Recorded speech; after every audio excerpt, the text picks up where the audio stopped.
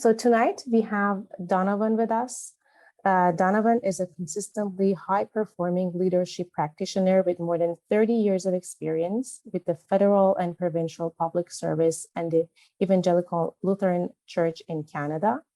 Donovan is the recipient of multiple awards for leadership excellence, including the 2002 Health Canada Deputy Minister's Award for Team Excellence. So Donovan joined the government of Saskatchewan's Ministry of Education in 2015. He currently serves in the Ministry of SaskBuild and Procurement as the Strategic Change Consultant. He continues to work with private and public organizations, bringing processes that support continuous improvement to individuals, teams, and organizations. Over to you, Donovan. Thank you very much, Stephanie. I'll be sharing my screen in just a moment here, and as I'm preparing to do that, I'm sure for all of you members out in Vancouver who know your executive at all, you already know this, but I feel so well taken care of in the preparations leading up to this evening, and so I just want to give a big shout out to your executive for the amazing job that they do behind the scenes to make things happen. So I'm very happy to be here this evening.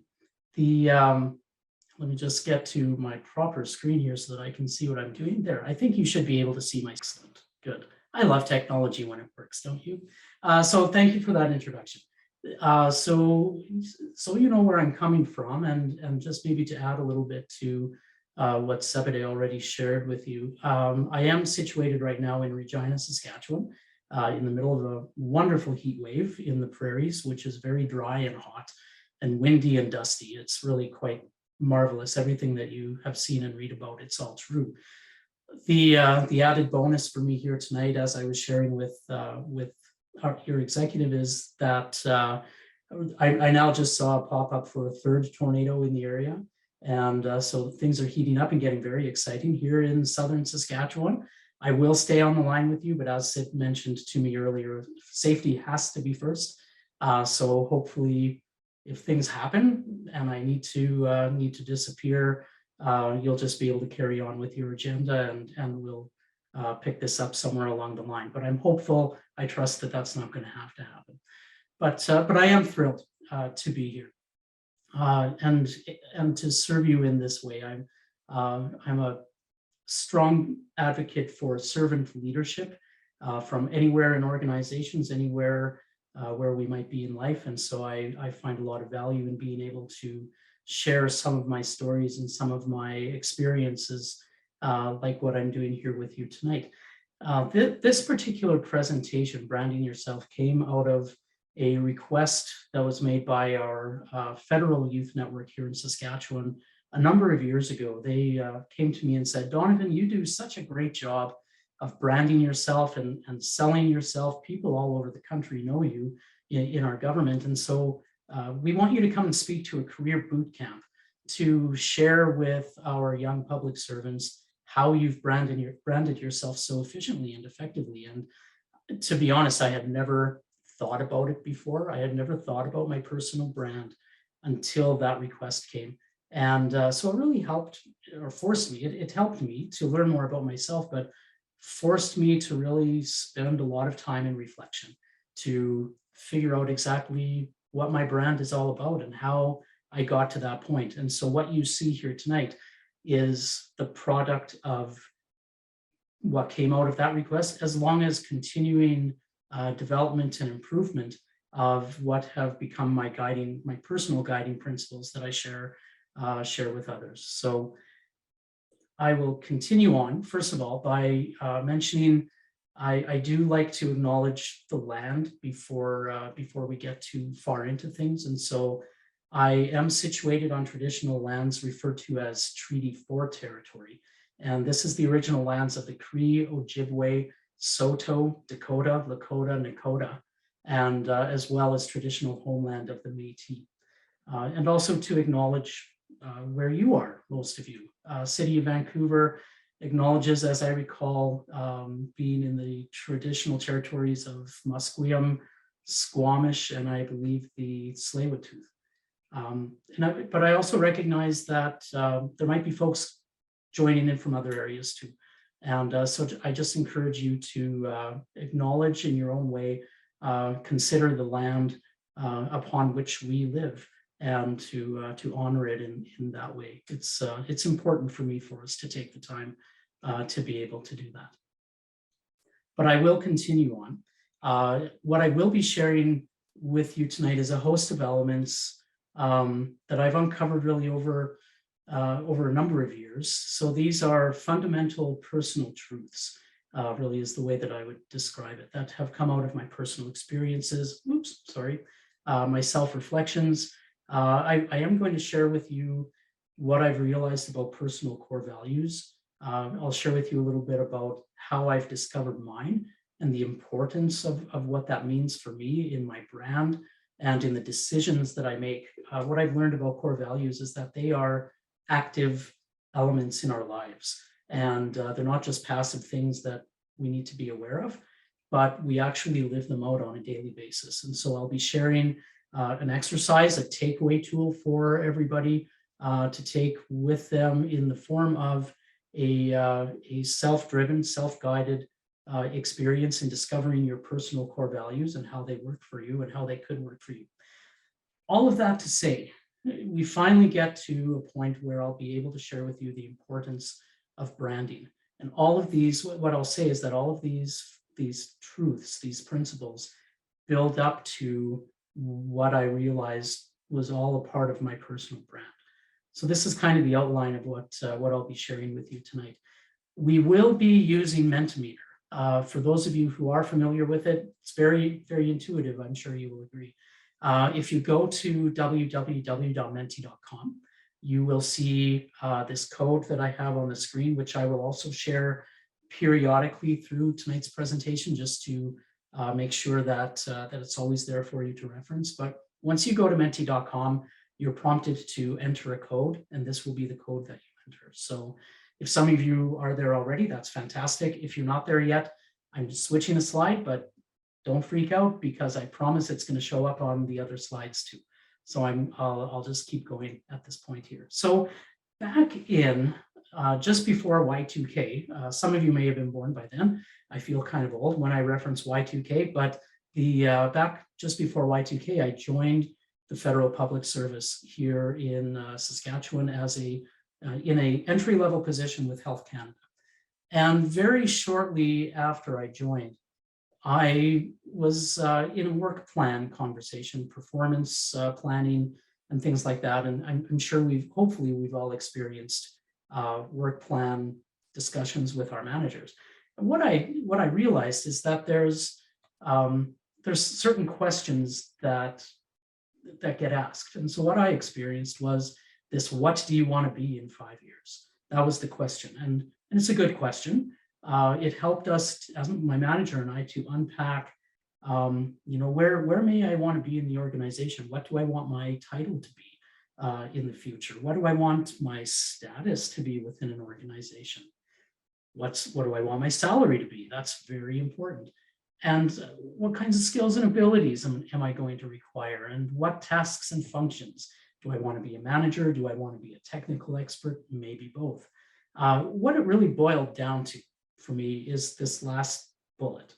It's all focused on, this question leads me to what I do and what I want to do in the future. And what I do is really important. But I realized after a few iterations of this kind of conversation that there was something missing. So I realized that was really about management development, technical development, that first question.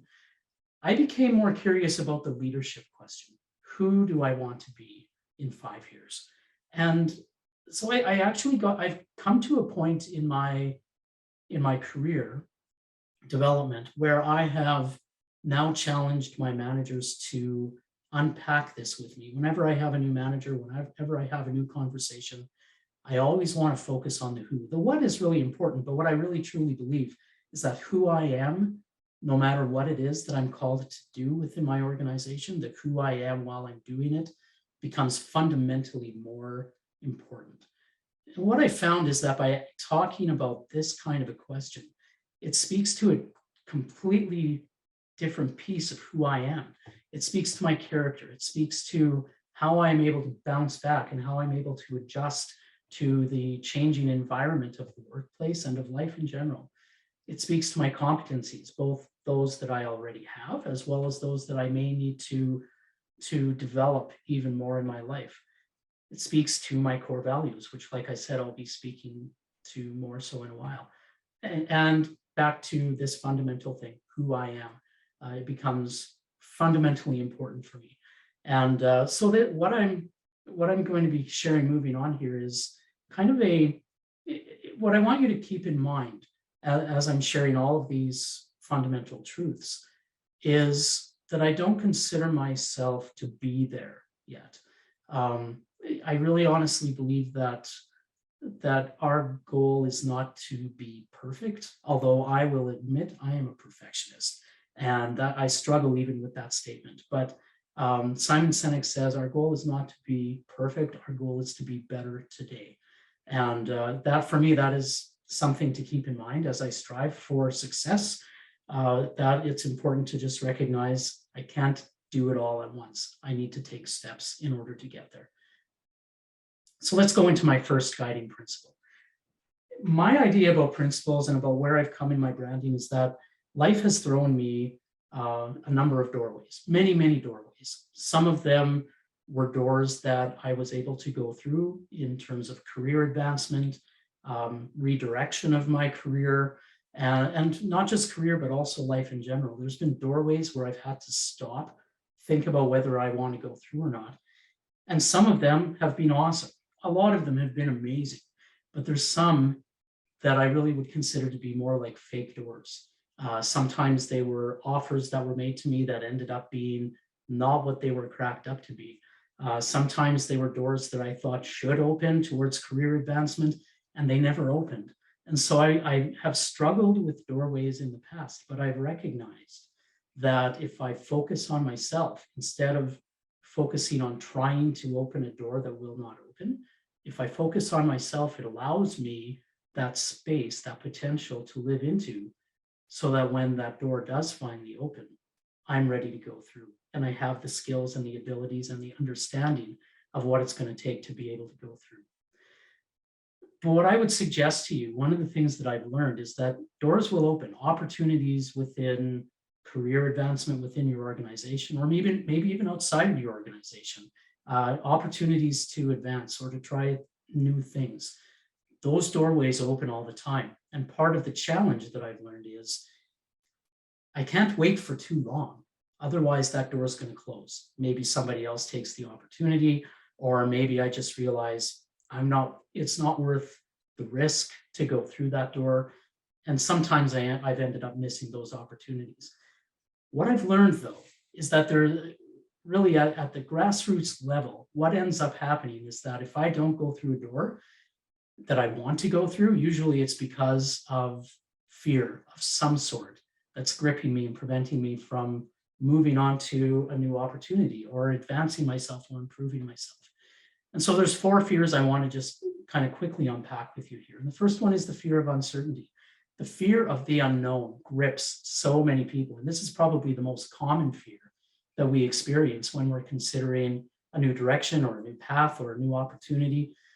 I don't know what this is going to look like. And I've experienced that sense of uncertainty that has gripped me to the point where I don't make a decision to go through the doorway. And sometimes I've regretted it afterwards. So there's a lot that we have to put into the balance to consider the options. And we'll keep moving through that experience as I go here. But one of the things I've learned is that if I am left to my own devices to try and make that decision and fear is gripping me, when that emotion of fear is high, my ability to think logically is very low.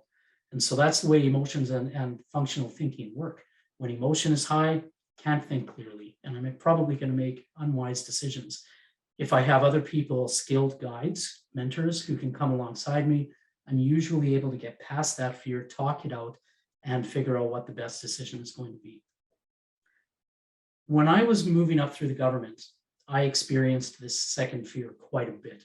For those of you who are familiar with government and this kind of technical middle employee area kind of work, I was an in-scope employee. I had EDOs, which was every second Friday off. And it was pretty sweet. You know, I had a lot of freedoms in that world. I didn't have to worry about management concerns. I didn't have to worry about having employees that I had to care for, or budgets or projects. I was just this technical guy taking care of business, going home at night. When I was first offered the opportunity to go into a management role, I really was concerned more than anything else about losing this freedom that I had. And even more recently, I have been out of scope, you know, for a while, and not having EDOs or anything like that, but still being able to function as a technical person, as a strategic change consultant. Lots of fun. Helping people work through change management in an organization is really cool, I have to say. And I'm a process person. I love having things like tonight, being able to be here with you, that things that I can do off the corner of my desk that really fill my cup. And when I was offered opportunities to go back into management, which I will be in November, I'll be returning into a director role. But I had to deal with this concern, this fear. Am I still going to be able to do these fun things off the corner of my desk when I enter back into that world of more necessary direct responsibility to serve my employees and to take care of a team of people, and to take care of budgets and bigger picture things? So I had to measure that very carefully. Is it worth not being able to do that as often? And it still is something that I'm working through, because I recognize that might change. But that fear of loss, that loss of freedom is real. Another fear is definitely the fear of being judged. What if I fail in this new opportunity? If I go through the door and I fall flat on my face, if I don't have what it takes, what if I fail? And what are other people going to think of me when I'm fumbling through and not being able to do the job well, and things like that? There's this fear of being judged and what others think of me. Some people don't really experience that fear. Some people are able to just shrug that off. But I find in my experiences and working with people that the fear of being judged is real. One of the things that's in my bio that we didn't focus on is that I have a graduate degree in marriage and family counseling, and with a lot of focus on abnormal behavior systems theories, and things like that. And the fear of being judged, whether it's in family situations outside of the career or whether it's in workplace situations, this fear of being judged is very real. So that's another fear. And the fourth one is the fear of rejection. What happens if I try it out and the people who I'm counting on the other side of this doorway reject me? And so again, this is a very real fear that people experience. So these are four fears that grip us, that prevent us from moving forward into the opportunities. My personal mission statement is creating the space for potential to emerge. In order for that mission to live out, my role in working with people is to allow them the space to be able to unpack these fears and recognize that there's opportunities to overcome them. So I want to share with you that this is something new that I'm sharing just very recently as a part of this presentation. I don't want to leave you just with fears and then move on from there. Many people acknowledge that fear has held them back, and that's true. I would like to have you consider what's your fear that you experience? What's the mountain that stands in front of you that you don't know how you're ever going to get over this? I have a fear story. I have a story I want to share with you that kind of leads into this. Back when I was in my 20-ish something years, university student, I had the opportunity to work for a while for a construction company that was installing windows in an apartment complex. 4 floors up, the windows went, and we worked on the outside, primarily on a scaffold that we had erected. Over the course of a week, that scaffold collapsed 3 times. And thankfully, 2 of those times, nobody was on the scaffold, and nobody came out of it feeling hurt or any worse for wear. The scaffold, on the other hand, was getting more and more destroyed all the time. But as our foreman commanded us, put the scaffold back up, let's keep working. Later on in that week, I was on the 4th floor of the scaffold outside of the building, and it shook and disappeared from under me. It collapsed. And I was left hanging on the windowsill of this apartment building 4 floors up.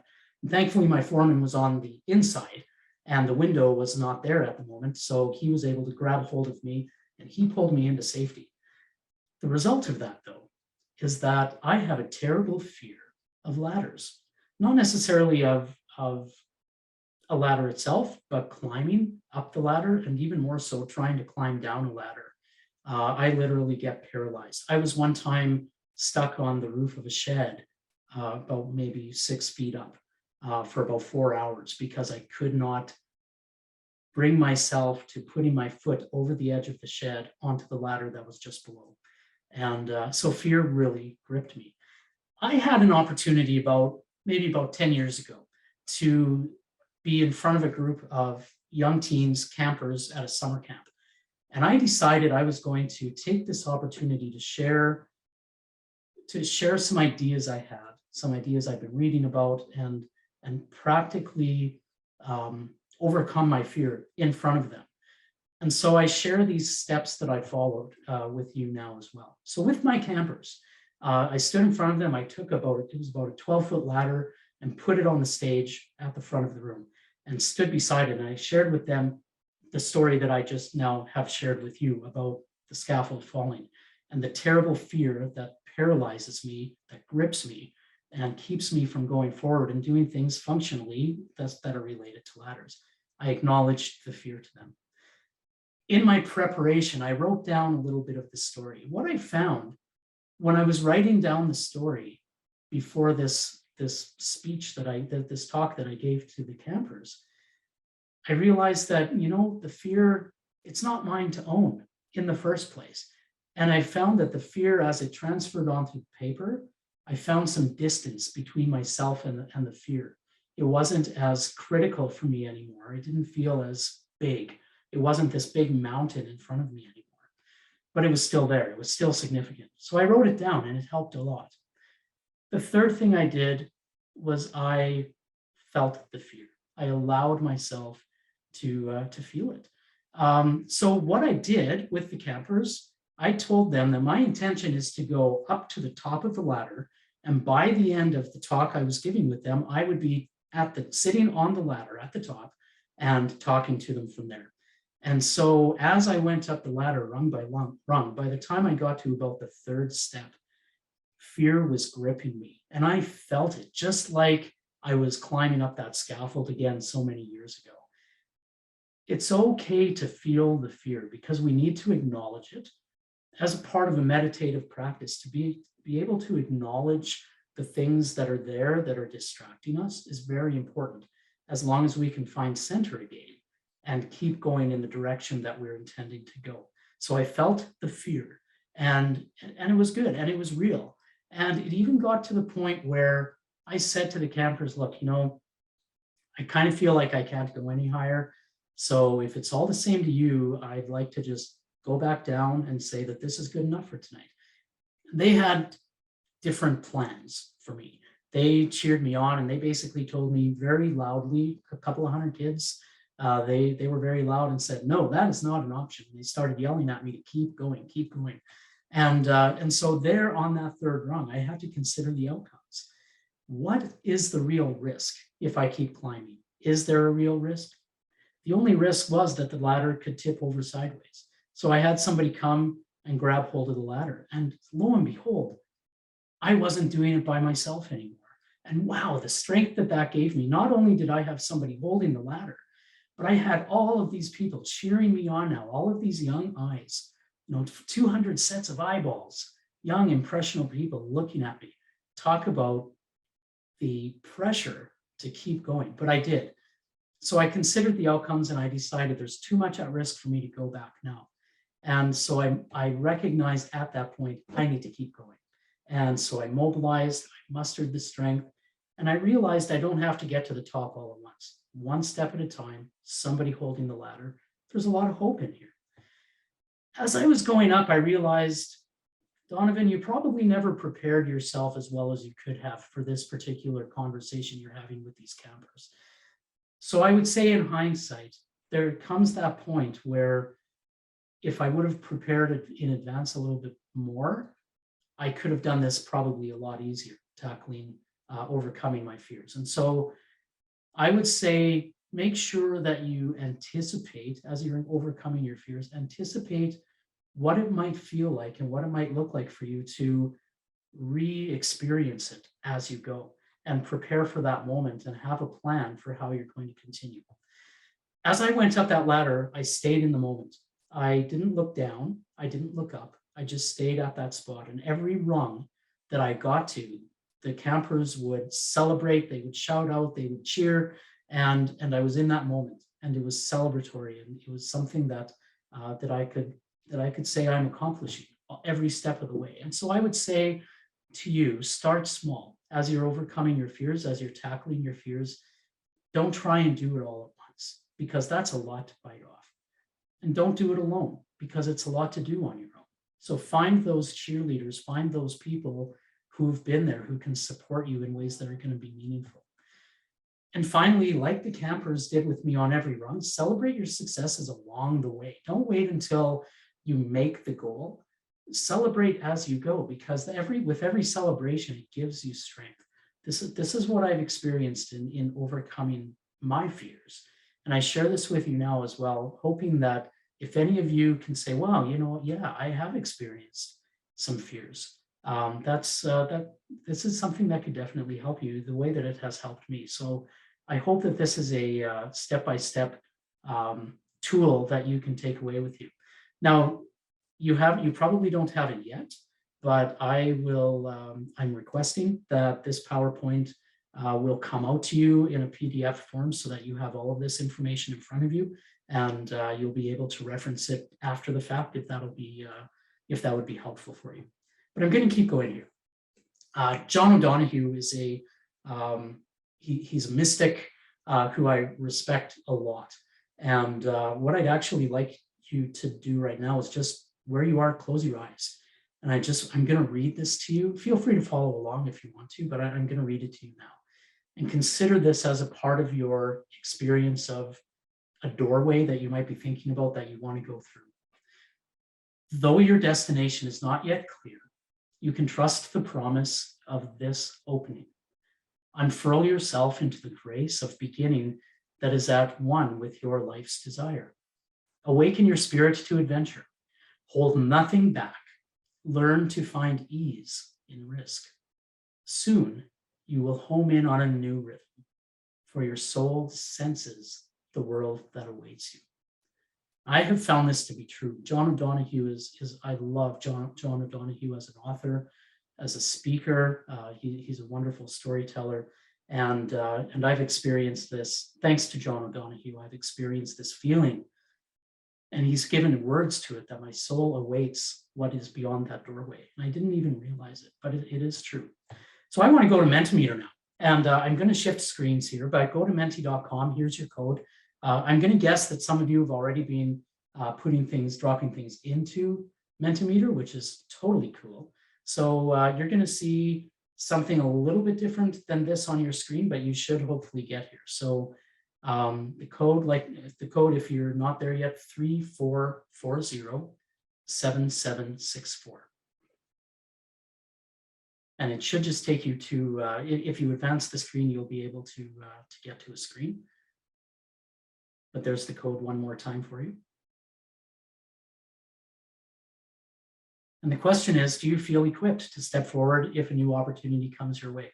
And there's actually a second question that we'll get to in just a moment as well.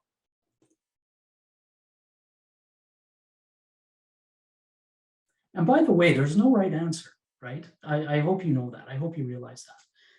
I think I can, ready and waiting, fantastic. I love that.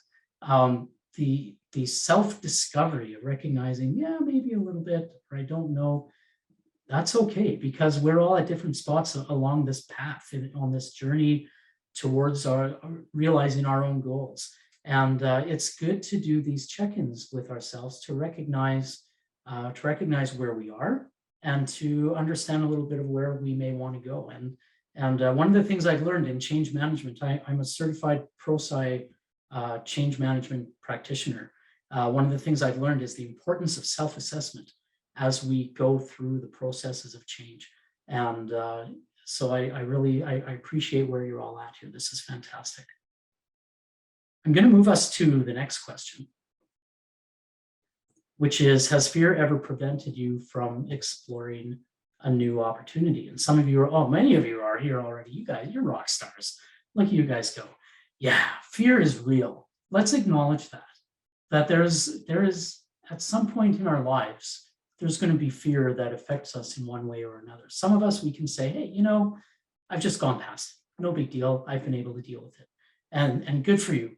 For the three folks here who have said no, I applaud you, because that's really something to be able to say that it has not prevented you. Doesn't mean though that you haven't experienced fear, right? The fear is still there. You've just been able to move past it. And for the folks who are saying yes, I applaud you too, because there is a conception out there that to admit fear is to admit weakness. And I see the very opposite of that. To be able to say that fear has prevented me from doing something is a sign of strength. And it's an opportunity to be able to consider, how do I prevent fear from doing that again to me in the future? Wonderful. Thank you very much for participating in these two questions. I'm going to keep going. So I'm going back to our slide here. And if you do have questions about as we go here, as has been mentioned, if you can hold on to those till the end, and we'll be able to address those. So I worked for government of Saskatchewan, and I found this picture that I like to poke fun at my Ministry of Highways friends. We call them, actually in our circles, we call them the Ministry of Holidays, because we're not really sure what they do. I know that BC highways are way better than Saskatchewan, and so you don't have problems like this little critter showing up in your highways. I have a colleague from my federal government days who had a signature block at the bottom of his work signature that said, "The road of life is paved with dead gophers that couldn't make a decision." And I think of him every time I see this picture, and I think of that statement often. If I wait too long on that road, something bad's going to happen. I'm going to miss the opportunity. I'm going to get hurt. I'm going to feel, who knows? Something's going to happen to this guy if he keeps his head out of that hole for too long. I have to move. I have to mobilize. Don't pause on the threshold for too long of that doorway, I guess is what I would say. And that actually brings us to my second principle, which is all beginnings are delightful. Threshold is a place to pause. Von Goethe was a pretty thoughtful philosopher and poet, German philosopher and poet and writer, author. And so my guiding principle of pause on the threshold, he talks about this. So, I mean, this isn't my idea. This is just, I'm bringing a framework for you to consider this particular one. I love going through doorways and the new opportunities. I refer to that feeling of going into something new as the new car smell. And I hope most of you know what I mean. That feeling when you go into a brand new car that doesn't have like all those smells of takeout food and all of these things. It smells great. It's like, wow, this is so new. And that's that feeling of going into a new opportunity as well. It's this new car smell.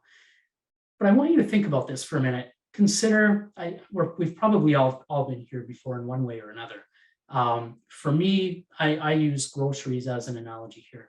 I will fill my SUV with groceries for myself and my family, and I get home and I look at the doorway and I look at the groceries in the back of my SUV and I think, oh yeah, I can make it with one load, no problem. And so I grab all these groceries in their boxes and whatever container I've got, and I head for the door and they're all in my arms and I'm feeling, wow, look at this accomplishment.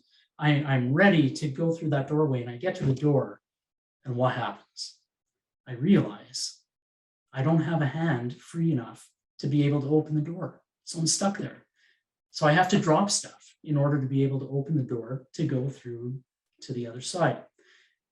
That principle, that philosophy it stands true for a lot of things in life. This is a universal truth that I've discovered, is that if I'm going to go through a doorway to a new opportunity, I need to pause on the threshold and consider, what do I leave behind in order to be able to go through that door and have open arms so that I can receive what's new on the other side. It's a really important thing that we have to consider. We can't go through just with what we have.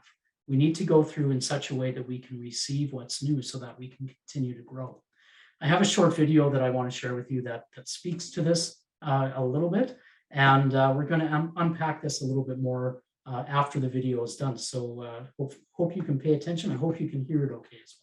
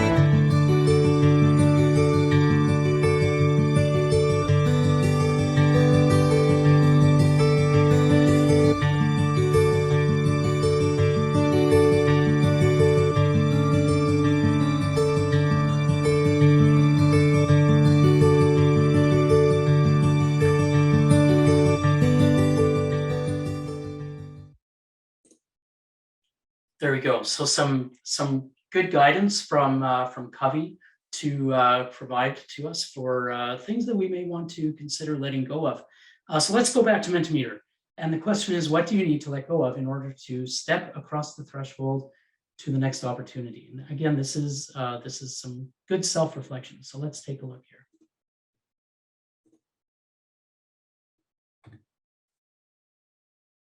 Here we go. Look at that broad spectrum, lots of things. There's, I didn't give you an other choice, but it looks like we've got quite a spectrum here to consider. Lots of things happen in our lives, and we come from different circumstances, unique, diverse, and of course we're going to have toxic people in our lives. A lot of us feel that need to be liked, and we kind of consider ourselves, our own self-esteem based upon what other people have to say. Look at the need to be perfect. Wow. So I founded an organization called, well, really it's a community of practice called Edgewalkers. And really an Edgewalker is somebody who is a perfectionist, who strives for success and is always looking for the best and the cutting edge. And yeah, we strive to be perfect, and that's risky, but we go for it. Thinking small. Here's another one where we have quite a few.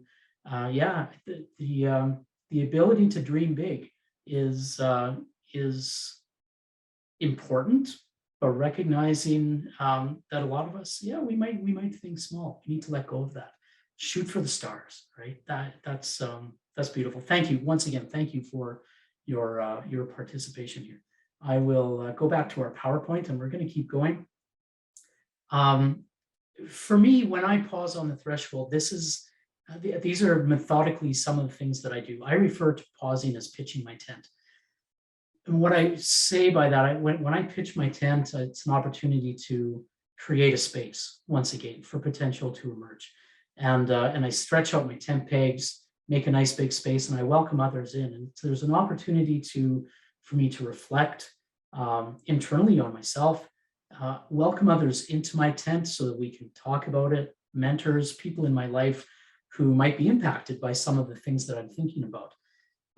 Maintaining a state of awareness, being self-aware enough that I can put my own thoughts and feelings aside when I need to be able to focus on some of the tasks that I need to do. So again, finding that balance between my emotion and my logical thinking becomes really important. And then meditation, training my attention to actually be able um, to not necessarily focus on what I need to do, but just to be able to focus on me and make sure that I'm okay. And let me move to that just for a moment. This is a meditation practice that I follow when it comes to these threshold experiences.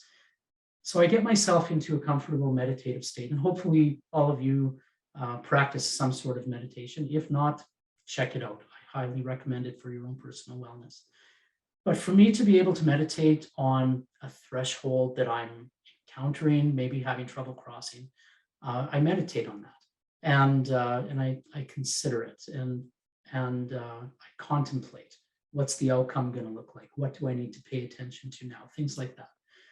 Breathing is so important. Finding a rhythm of breath and a relaxed rhythm of breath to be able to find that focus and to find comfort in what it is that I'm experiencing is very critical.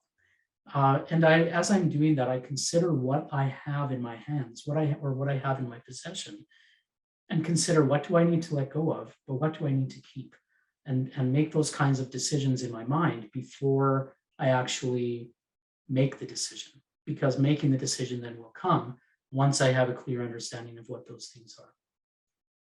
And then as I continue to breathe, as I've realized those things that I need to put down, I envision the actual practice of putting those things down and setting them to the side. And then eventually, and this is not just like a quick meditation, folks. This is something that takes time, multiple meditations. And eventually, though, I can breathe freely. And when I can open that door in my mind, then I know that I'm getting to the spot where I'm able to move on from the threshold. So pausing on the threshold is my second principle that I share with you. Going to keep going. I wasn't a public servant for too long within the government of Canada. Junior employee, I was a follower. I was counting on people around me to teach me not just about the work, but about how to behave as a public servant. And there were some things that I learned about being a government employee, like, wow, long coffee breaks and lots of benefits. It's all true. The team that I was with, terribly toxic team, by the way. These are the things that I don't recommend, but they were a toxic team. 1 hour coffee breaks every day, and we would all leave together and leave the office empty, except for our management team. And they would let it happen because they didn't want to encounter, have any conflict or anything. So they just let us do it. And I was making decisions that were very unwise. But as I was making those decisions, the people around me who I was counting on, they were all cheering me on, like, "Oh, Donovan, you're great, you're awesome. You're doing things that are against the man," and they were really encouraging me to do bad things. One of those bad things was that I would send emails around our unit making fun of and complaining about the people at our national headquarters. The they, when you talk about, I don't know what they're thinking. Well, it was the they that I was making fun of, but I was actually putting their names into emails and calling them out and belittling them, and you name it. You get the picture, right? And I was doing that, and my coworkers were like, "Oh, Donovan, you're so hilarious. Keep doing that because you're making us laugh." And so I was. My director called me into her office one day, just as I was passing, just very unplanned. And she said to me, "Donovan, I've been watching you. And I want to tell you, you have a bright future in public service, but be careful who you hitch your wagon to." And I've never forgotten that. And every opportunity I have when I think about this, probably tonight after I get off of this time with you, I'm going to contact her and tell her, "Hey, I shared this story again tonight. Be careful who you hitch your wagon to." She ended up becoming an amazing mentor for me. But what I learned is that good leaders are first good followers. If I want to be a good leader, if I want to be a good person, I need to pay attention to who I'm going to be following, because you become like the the 5 people you spend the most time with. So we need to choose carefully. And I realized at that moment when she said that phrase to me, I needed to be more mindful about who I was going to hitch my wagon to, who I was going to surround myself with. And so I ask you this question. Just take a few seconds to think about the 5 people who you consider yourself closest to in the workplace, at home. Find an environment and consider those 5 people. And as you're thinking about that, ask yourself, do their values support my values? Would you follow them into battle? Would they be a leader or a person who you could trust to have your back when things get really rough? Would they listen to your wise advice if you had advice to share with them? So these are some things to consider when we're wondering about those 5 people who are closest to us. Let's go back to Mentimeter again for just a moment, because I want to ask you this question. Are there people, well, think about it as a statement. There are people around me who I can confidently hitch my wagon to. Let's take a look. Wow, look at those no's and definitely not. That concerns me. That tells me that you may be in a toxic kind of an environment if you're saying definitely not or mostly no. Definitely yes, mostly yes, fantastic. I'm really happy to see that, because we need those people in our lives who we can attach ourselves to, who we can surround ourselves with. When I was in the federal government, I had the opportunity to go on an assignment for 4 years with an organization called the National Managers Community. And our role was to provide leadership development training to middle managers across departments and agencies in the federal government. In those 4 years, I completely immersed myself, surrounded by provincial, national, even international leaders. And I learned the value of leadership. I learned leadership practice. So I was able to eventually put myself into this definitely yes category. And so I'm going to leave and take us back to our PowerPoint, but I want to, for all of you, whether you answered no, definitely not, or if you're yes or mostly yes, something I want you to consider is this 4th principle. Find wise mentors. But there's this other piece to it. Don't just find wise mentors, but you need to be able to listen to their wise advice. I was a young junior manager, and I was applying for upward management kinds of positions. And I was interviewed. I went for an interview for one of those positions, and kind of crashed and burned, I'll admit. I wasn't ready for it. I didn't know what to expect. And afterwards, one of the interviewers, who was a kind of a fancy pants, regional director general, kind of a big title within the government, she came to me and she said, "Hey, Donovan, I'm wondering if you'd like a little bit of advice on how you did. Would you like some feedback?" And so we had a conversation, and she shared with me some observations, and she said, "If you work on those things, I think the next time around, you're going to have a much better result, because you made it this far. You made it to the interview, but you just didn't cut it for what we were looking for. Practice these things and get these skills, and next time you'll be much more equipped." Maybe about 6 months later, I had the opportunity to interview for one of those kinds of positions again. And she was one of the interviewers again. And this time around, I got the job. And afterwards, I was talking with my friend Sandy, is her name. I was talking with Sandy, and I said, "So, Sandy, what did you see that changed?" And she said, "Donovan, the things that I said you needed to work on, you worked on them, and it was obvious." She said, "More than anything else, I was able to tell the other people who were interviewing you that Donovan has a teachable spirit. Donovan is willing to listen to wise counsel." And at the end of the day, that's what got me the job.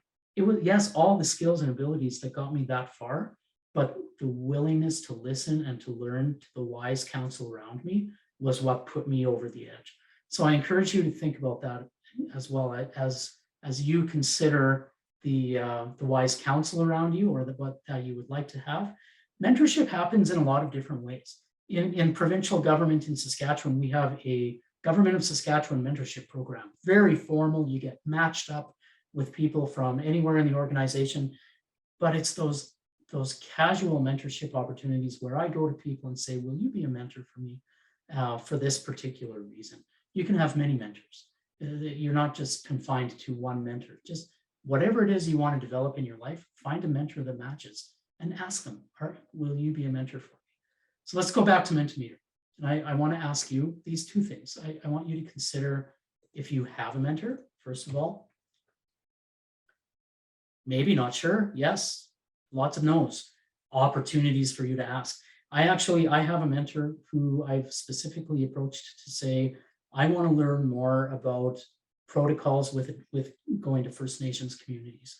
And that is what I am learning from that mentor. So where you want to develop, consider where you want to develop, and find somebody who you can ask to be a mentor for you. Maybe not sure. Yep, that's cool as well. Yes, go with that. People who have mentors, I know that you can champion what it means to have a mentor. You can speak to this confidently, that mentors are effective, functional, and highly valuable people in your life. I'm a mentor to others. Yes, holy cow, look, good for you guys. No, and I don't know. That's okay too. Opportunities are going to come for you to be a mentor, whether you realize it or not. And for the people who say no, and I don't know, something I want to challenge you with is that you probably are, and you just don't realize it. Because one of the things about mentorship is that whether I realize it or not, people are watching me. People are paying attention to me. That's how the Federal Youth Network approached me and said, can you share with us how you branded yourself? They were watching me, and whether I realized it or not, I was mentoring them. So consider, all of you can consider that you are a mentor in one way, shape, or form. So let's go to my next principle, which is learn to lead. I used to think that in order to be an effective manager or an effective leader, it meant that I had to be a good manager and fit the traditional mold of what a manager is. Over the years, I've learned that that is not the case at all. Being a leader, being a manager are two very different things. Now, what I have found is that I want to be a leader in a management position. If I'm in a management position, I want to be known for my leadership ability. And that means being a member of the team. That means being responsible as a servant to the people that I'm responsible for. My job on the team is to give them what they need to be able to exceed their own expectations.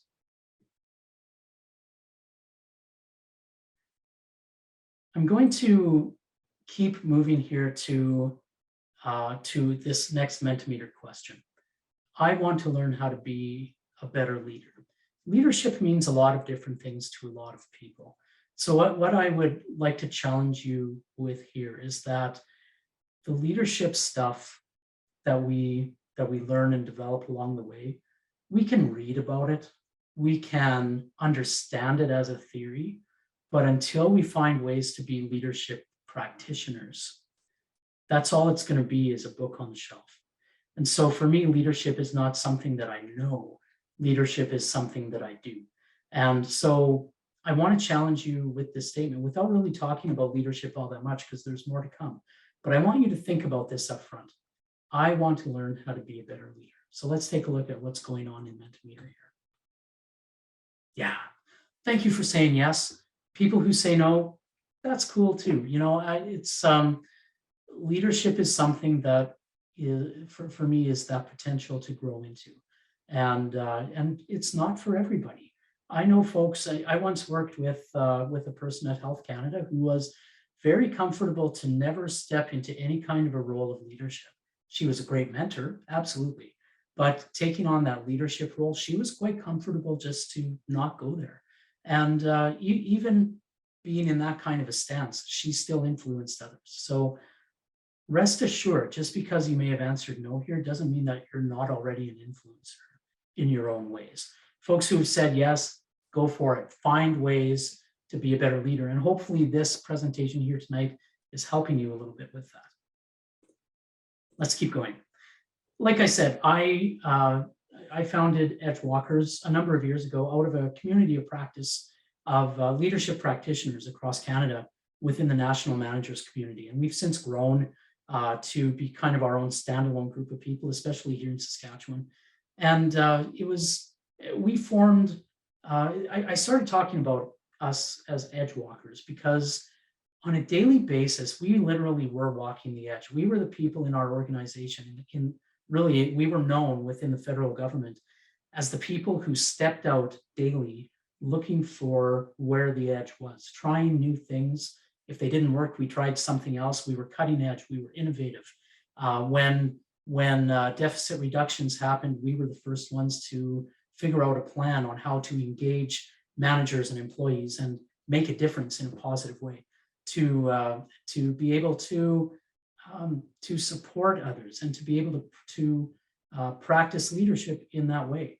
What I learned about Edgewalkers is that some of you, I know some of you that are Edgewalkers, whether you realize it or not. But listen to, this is kind of a bit of a definition that I would share with you about what I think an Edgewalker is, how I understand it.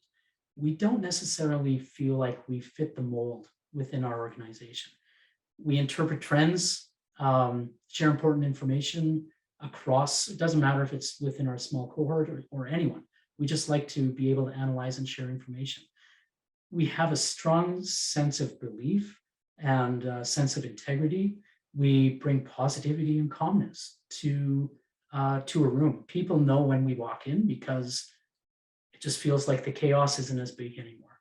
We seek solutions when it seems like there may not be any. We're willing to try things out, and we create that space for it to be okay for that to take place. Nelson Mandela said, we must all exceed our own expectations.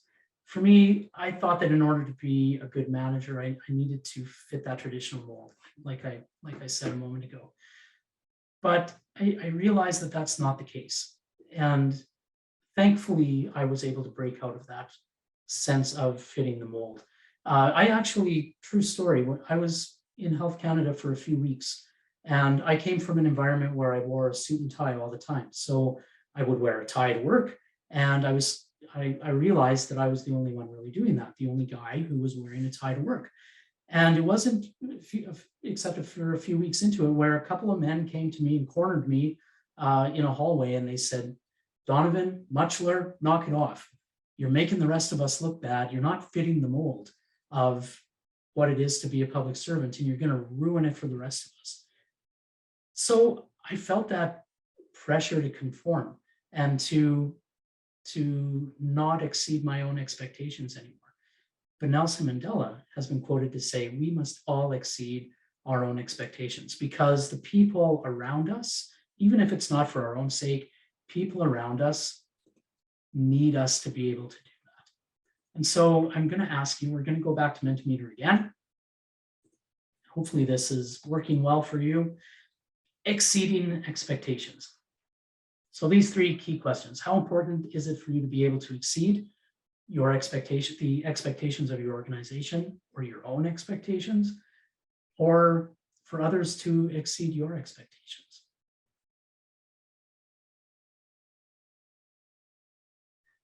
It always amazes me, but I'm never surprised, I guess I should say that this middle question always scores the highest. Especially, there's that correlation between needing to let go of being a perfectionist and this particular statistic, the way that we see it on this screen now. How important is it for you to be able to exceed your own expectations? Yeah, it's pretty high, pretty high. I always feel the need to be able to exceed, and to not just exceed my own, but to be able to exceed the expectations of my organization. And so I'm going to go into that now. For others to exceed our own expectations, this is also normally pretty low compared to the other two. So congratulations on being normal compared to other groups who would answer these same questions, but congratulations to you especially for being able to identify how you fit into these particular statements. Let's keep going into my next principle, which is orbiting the giant hairball. Some of you may have heard of this book before. You may have heard of Gordon MacKenzie. He wrote this book, Orbiting the Giant Hairball, A Corporate Fool's Guide to Surviving with Grace. And he talks about the organizations as hairballs. And I love that analogy because it really fits well for me. Government organizations that I've been a part of, doesn't matter if church organizations. I used to work professionally in a national church body. Same thing. Everywhere that I go, even learning organizations who are at the top of their game at the international level have a hairball within them. And so MacKenzie talks about the challenges of orbiting the giant hairball. And so I want to unpack that a little bit with you. we all have hairballs that we live within, and we have to ask this question, can I change the hairball? And what I've experienced and what I've come to realize is that change happens in one of two ways. It's either thrust upon us because maybe of an organizational change, change of direction from above, from they making those decisions, it gets thrust upon us. But the other way is that we find within our community, within our organization, like-minded people who are able to recognize we want something different. We want to try something new. And eventually we find a way to break out of that mold of not wearing ties at work, for example. I want to wear a tie. I actually ended up as a United Way fundraiser within that Health Canada organization. I did a tacky tie day, and people paid $5, wear a tacky tie, and then we voted on it and raised a bunch of money for the United Way while everybody was wearing a tie. And I felt great about that. It's like, look at you guys, I made you wear a tie. And there's ways that we can find that are creative, that are non-threatening to the hairball people. And we're able to find those ways to try and unravel it a little bit. But Mackenzie talks about the opportunities to orbit the hairball. So you've all experienced these kinds of statements, I'm sure, within your organizations. No room for original thinking or creativity, and just conform is what we're expected to do. And but by orbiting the hairball, Mackenzie says, we're able to create a culture, shift the culture, the mental models, and make the organization a better place and start unraveling that hairball. But he says we need to do it carefully. And so he talks about these three things that we want to keep in mind. And the first one is to be able to spiritually soar. And that means know myself enough that I'm able to say, this is what I believe in. This is what I'm going to follow in terms of my own personal integrity. And I'm going to be myself in no matter what it is that I'm doing in the organization. Like I said earlier, who I am is going to become more important. He also says you need to be responsibly creative. What he means by that is think creatively, share your creative ideas, but don't get so far out there into outer space that you kind of leave everybody behind. So share your ideas with other people who you kind of feel are like-minded, and find that common group who can think about it together and find a way to pitch it to senior managers in such a way that they say, yeah, that's actually pretty cool. I kind of like that idea. And so spiritually soar, be responsibly creative. And then he finally says, counteract the gravity. And what he means by that is go ahead and orbit, get yourself out there into orbit. But again, he's saying, don't get so far out there that you kind of leave everybody in your dust. You want to be able to stay connected to the philosophies and the principles and the visions of your organization, but you want to be able to create a culture where that creative thinking and innovation really shows up within the organization. And why is it important for us to be able to do this? Why do we want a culture that's fresh and creative and innovative? The truth of the matter is we grapple between this sense of belonging and the sense of being unique. So we want to find our creative place within the organization, but fundamentally, we also want to feel like we belong to something bigger than ourselves. If it can't be the organization, but you feel like you need to stay there, then at least it can be the culture within the organization that you can really grab hold of. Gordon Mackenzie talks about preparing to launch. And so he shares some of these ideas that it's possible for us to jump out too quickly. And so he says, bide your time, stay within the organization, within the hairball, live there, but don't get consumed by it. Learn about the organization to the point where you feel confident that you can see yourself and how you fit into the hairball and how you don't. He says, don't stay there too long though, because it gets comfortable. It's kind of like a frog boiling in a pot. It doesn't realize that it's boiling, and pretty soon it's just too late. So you don't want to stay there for too long, because you can get paralyzed within it. So he talks about stepping inward, find and nurture who we are as a person, as an individual, while we're within the hairball, but then find those other common minds, the common thinking, and be able to launch with them and find yourself within the organization, within the culture, through the like-minded people. that's what Gordon MacKenzie has to say. And without going into a lot of detail, I can say that I have definitely experienced this, this orbiting kind of behavior within my career growth. And I'm hoping that some of you have as well. So I want you to consider this question. Do you practice hairball orbiting behavior? Let's go back to Mentimeter and take a look.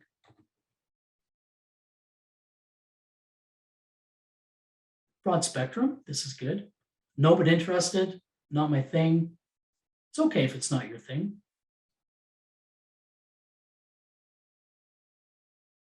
Seeing some yeses, want to know more. I really highly recommend Gordon MacKenzie's book. He's fairly colorful in the way that he writes about the hairball experiences and how to orbit the hairball. He used to be a writer for Hallmark Cards, and usually he was responsible for those off-color cards that you see in the card stores. And so he brings that same sort of creativity to his writing. He's a good storyteller, so check out his book. I encourage you to consider how you can orbit the hairball in your organization, because the risk is there if we don't, that we could get consumed by it.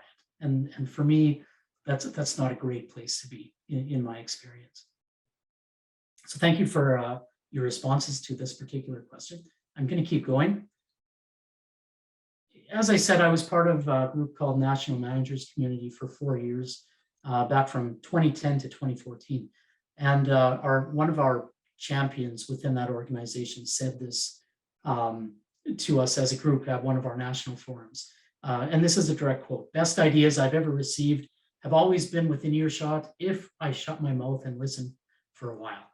He was a really colorful guy, really fantastic leader. He was one of those leaders I would follow into battle. And he said this: "When I worked at Health Canada, First Nations Inuit Health Branch, which is now Indigenous Services Canada, I spent a lot of time going out to First Nations communities in Saskatchewan and elsewhere, and sitting with health directors, chief and council, and even within the provincial organizations, tribal councils, Federation of Sovereign Indigenous Nations, lots of different tables that I would sit around. And I usually went with a mandate, especially in my early days. I went with a mandate, and it was what I was given. This is what you say, Donovan. When they ask questions, this is how you respond. When they have something to say, this is how you respond." And what I found is that I was listening with a response already in mind, and that didn't work for me. It wasn't true to my values. So what I learned, I wish I had known Mike Nurse's quote back then, because it would have changed very quickly how I did things. But what I did learn over time was that if I go with an understanding, or pardon me, with the notion of not understanding, it helped me to be able to be in this position of not knowing, so that I could learn. And then out of that, I would be able to respond much more effectively. It made a huge difference in terms of building the relationships between our federal organization and the Indigenous people in Saskatchewan. It made a big difference for me in my life in terms of how I sit with people and how I lead people and how I am a manager. And so I encourage you to consider how you listen. What is your listening style? We're actually going to go to Mentimeter, and I'm going to ask you this question: what is your listening style? And you may not know, and that's okay. I've given you some options to consider. Preconceived responses. Yeah, definitely. I have preconceived responses. It's true, no matter what. Debaters. I love debaters. Listening with an attitude of not knowing, trying to listen so you can understand. Most of you fit in there. That's fantastic. Something I'll say about debating specifically in this particular section. I love having people on my teams who are not afraid to give that uncommon perspective or that unpopular perspective. And they will debate from that perspective of disagreement. It's called ritual dissent, really is what I call it. And others call it that as well. There's good opportunity to have all of these kinds of listeners on your team. And it's a way to have different perspectives show up when you're talking about things, when you're unpacking different kinds of ideas. But I love this, that so many of you try to listen so that you can understand. that is a wonderful way to be, no matter what it is that you're doing. So if you're not there, and even if you don't think you are, you may be there. So that's something to keep in mind. Guiding principle number 8 is listening in order to understand, not to respond. So thank you for considering this particular one. Guiding principle number 9. I'm not going to spend a lot of time here, because if I spend more than just a little bit of time here, I'm going to take us easily to like the end of this next hour. And I don't want to do that to you. But within stepping inward, I want to share with you, this is where discovering personal core values shows up. And like I said, there's a tool that you'll be receiving that you'll be able to take away with you as a way of self-discovery of your own personal core values. Lao Tzu says, he who knows others is wise, but he who knows himself is enlightened. This is important to realize. There's a lot of people who talk about this journey inward, a lot of mystics, a lot of authors, a lot of poets. Joyce Rupp says, don't be afraid to go through that narrow gate. New life awaits you. And Joyce Rupp is talking here about that step inward, that journey to self-understanding. And it requires a spiritual awakening. I will say this. You can't, what I've experienced is you can't go into this journey inward without having an encounter with some sort of divine presence of one nature or another. It becomes a mystic experience, a spiritual experience for you. So I encourage you to consider what it means to reflect on yourself and take that time to invest in getting to know me. And I don't mean get to know me, I mean you getting to know you as an individual. Spend time in meditation, in contemplation. What do I really stand for? When I talk about being a person of integrity, what does that really mean? And so when we start thinking about those things, we're really thinking about our values, our beliefs, what's my personality, what are my priorities, what are my moods and habits? All of these things come into play as a part of the self-discovery. So there's a number of things that I encourage you to consider. Like I said, get to know yourself. And there's a number of different ways that we can do this. A lot of us rely on the opinions of others, and that can really beat up on our self-esteem. So don't just stop there, is what I would say. Yeah, it's important, but consider, technically consider what personality tests have to say. They can be really telling about who we are as people and why we do the things that we do. Consider how you react in different scenarios, whether it's, you might be under stress or among friends, or even more so, how do you react when you're among strangers? The one thing I don't have listed is how do you react when you're by yourself? Is it different than any of these others? And getting to know how you work really becomes very, very important, how you're wired.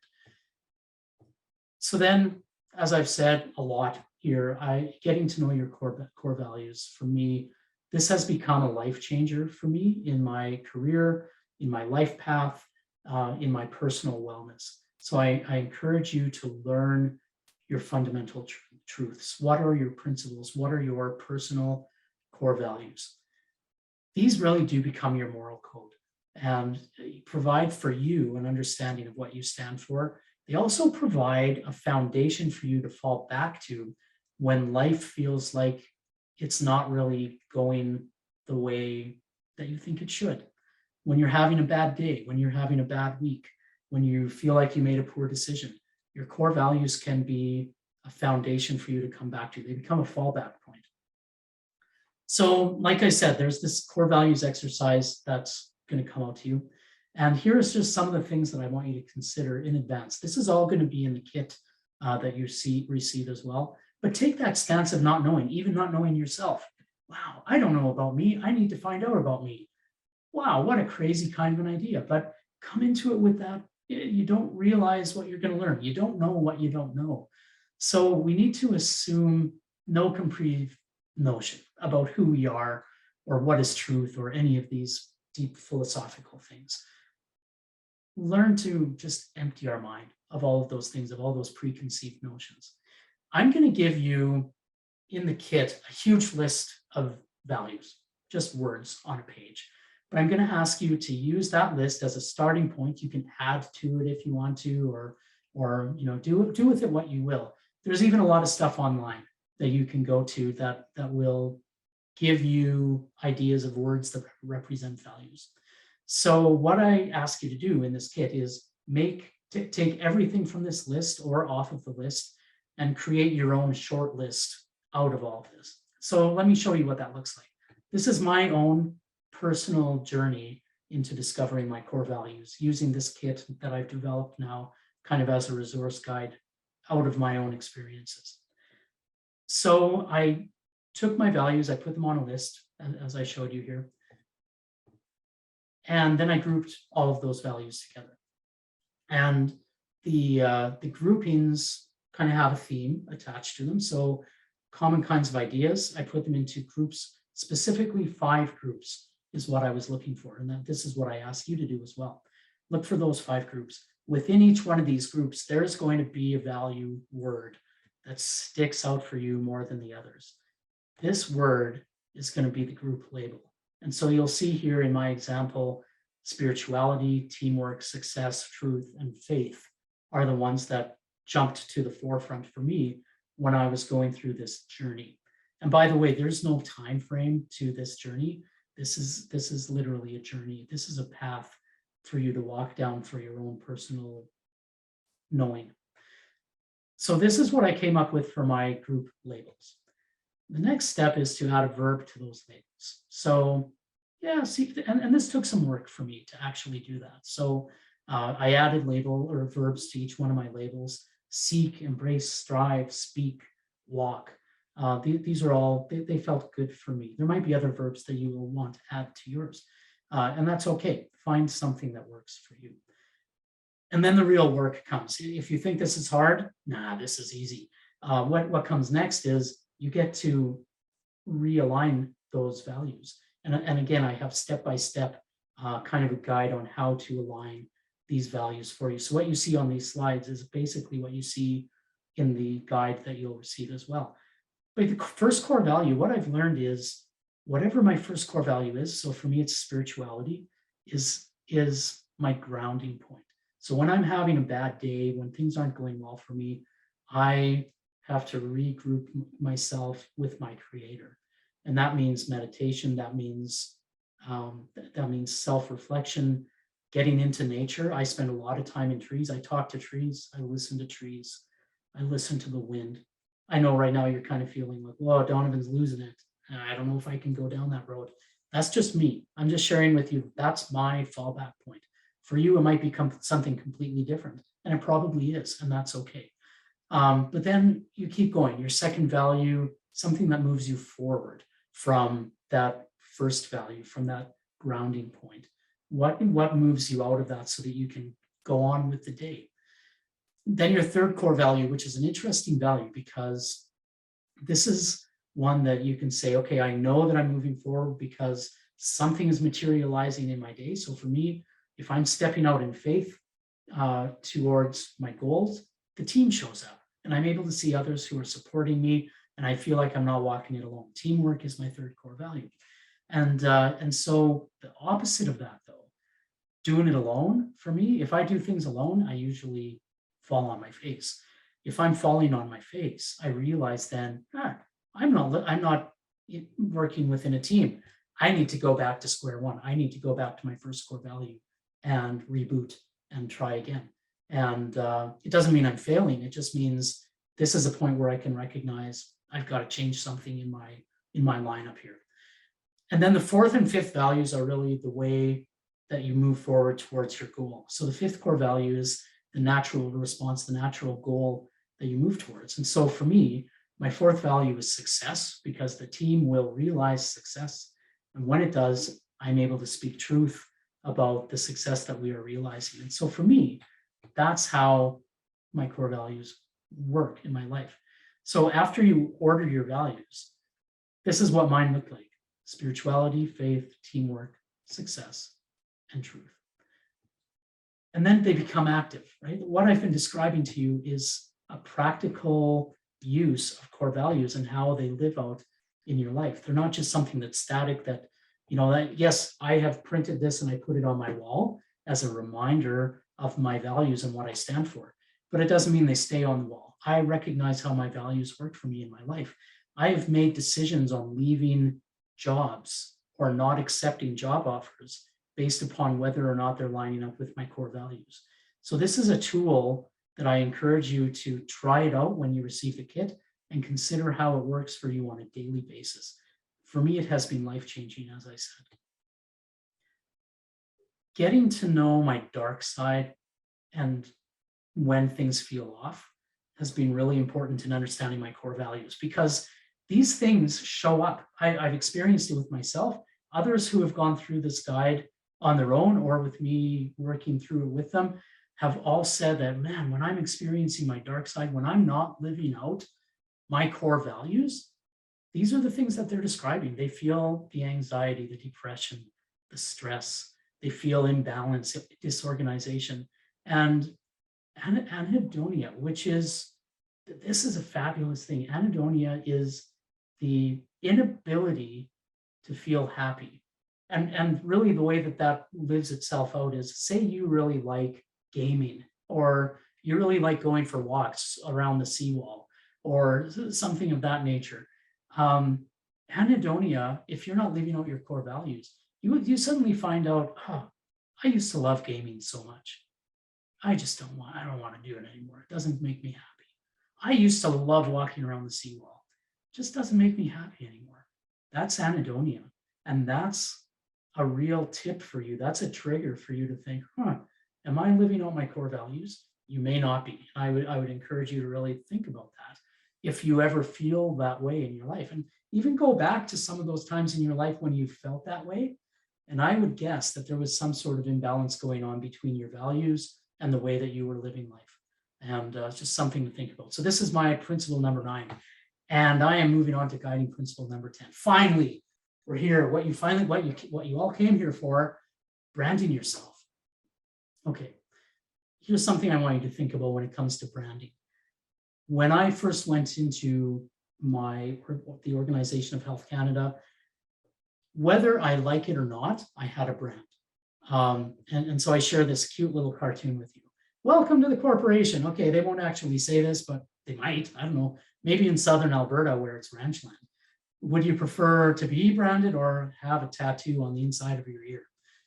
Wow, I mean, that's pretty extreme, but it's not too far off the truth, because whether we like it or not, we can either dictate our brand by being the person who we are and sell ourselves by just living that out on a daily basis, in small ways, in big ways, however. Or others are going to find preconceived notions about who we are. One way or the other, we're going to have a brand. I've been in my current organization, Sask Builds and Procurement, since September of last year. Today, I was the recipient of another Deputy Minister Award for leadership excellence. And one of the things that they shared while they were giving me this award was, Donovan is this guy who showed up wearing a flat cap. And I was out there right away. I was making myself known to the organization. I was providing added value. That became my brand. But the very first thing was, literally, people were wondering, who's this guy coming into all of our Zoom meetings wearing a flat cap? They wanted to know that. They were getting to know me, and that became part of my brand. And I don't know when I started wearing flat caps, I just did. But people look at you and they'll have a notion of who you are, and you will be branded, or you can control what that brand is going to look like. That's my point. I don't want to beat it too much here. So let's keep going. How do I describe my brand?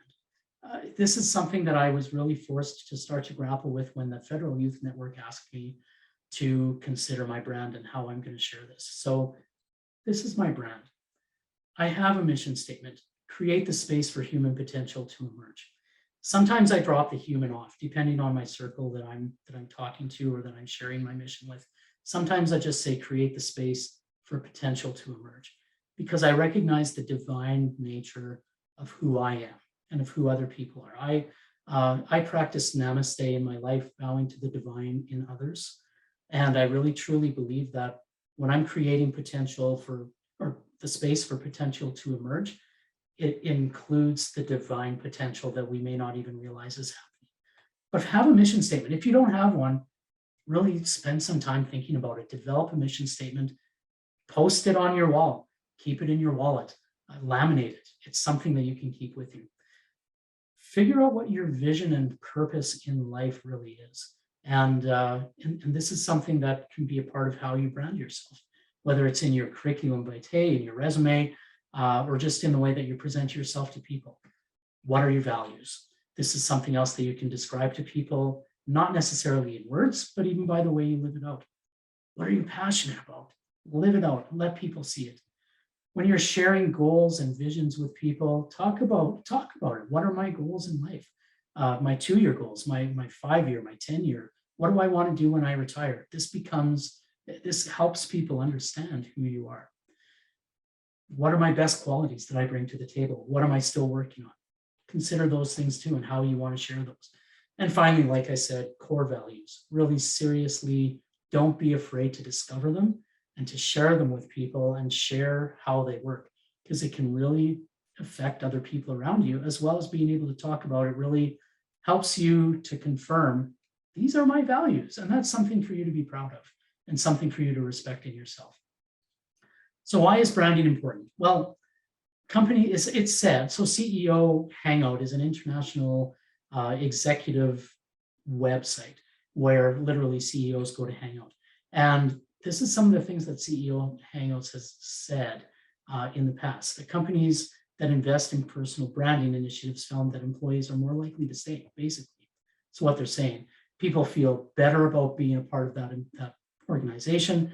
They're more likely to stay, so retention goes up, but people are happier if this space is created for people to be creative and be themselves.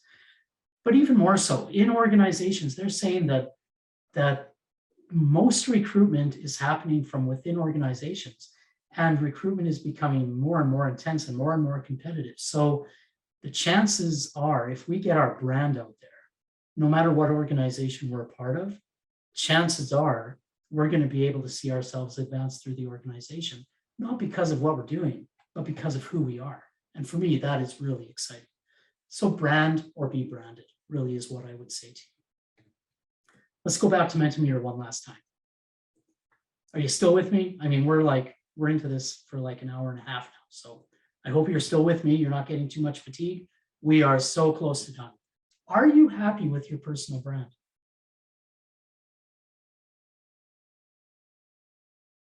Okay. Lots of kind of sortas. We're all works in progress, folks. Our goal is not to be perfect today, it's to be better today. If we focus on that every day, our brand is going to continue to grow and become more and more positive. There are ways for us to brand ourselves and to become the person that we're supposed to be.